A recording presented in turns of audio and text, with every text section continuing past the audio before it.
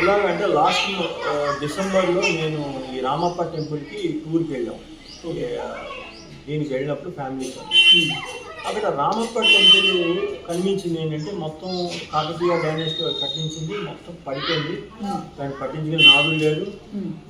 దాని తర్వాత అక్కడ టెంపుల్ అథారిటీస్ని అడిగితే దానికి బడ్జెట్ శాంక్షన్ అయింది. ఆర్కియలాజికల్ సర్వే వాళ్ళు పికప్ చేశారని చెప్పారు, కానీ వర్క్ నడవట్లేదు. ఎందుకు నడవట్లేదు అని అడిగితే వాళ్ళు చెప్పేది ఏంటంటే మాకు తెలియదు అన్నారు. ఆర్కియలాజికల్ సర్వే ఆఫ్ ఇండియా మాకు క్లియరెన్స్ లేదు అని చెప్పారు.